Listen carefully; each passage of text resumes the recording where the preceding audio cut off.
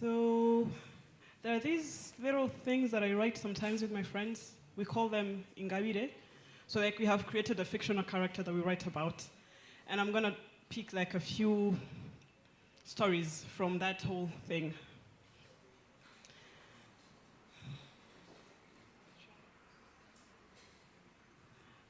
One, on her journey of self-recovery through self-discovery, she always wondered where she came from, but all she ever knew was the origin of her traits.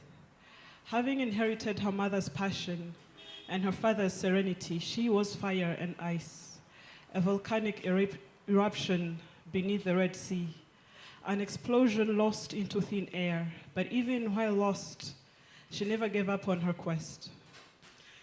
She only knew herself as purple, so her mission was to reunite with her own pack. That's why she always searched for the rainbow, but little did she know, she had been the origin of everything all along. She was light and love. She was a blessing, craving for blessings. Ingabire was her name. 2, she sipped on her tea and swallowed her tears, one drop at a time. And when the light reflected in her watery eyes, she looked serene like calm ocean waves by the shore. She was so vast, he could not take his being away from her without crumbling. And all he ever did was admiring her splendor in silence. Little did he know that deep down an eruption had occurred. She was a tsunami on a verge. She was a blessing, craving for blessings. Ingabire was her name.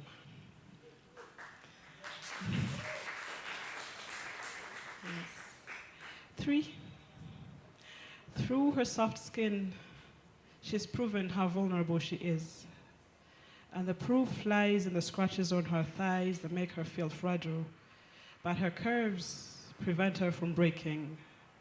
With them, she can bend her soul and blend her feelings with his bliss.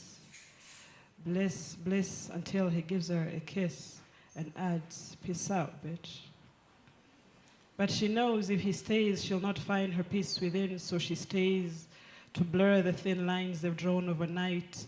But she stays hopelessly hoping he will hang around. But the thought of hanging herself someday brings her back.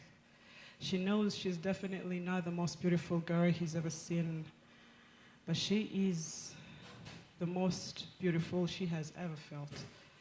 The dilemma of her life, a puzzle she awaits to be solved, maybe in her afterlife, but without certainty.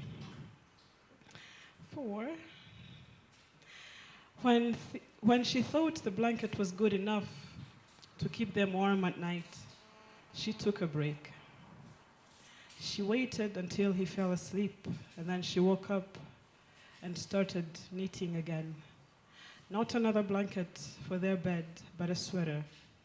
The sweater he will wear when he finally spreads his wings and flies away, not knowing if he will ever come home again. She could have made one sweater for herself just in case he left her for good, but she never did. She was the type of girl who was selfless towards his selfishness, but becomes selfish when he is selfless. She was a blessing, craving for blessings. Ingabire was her name. Thank you.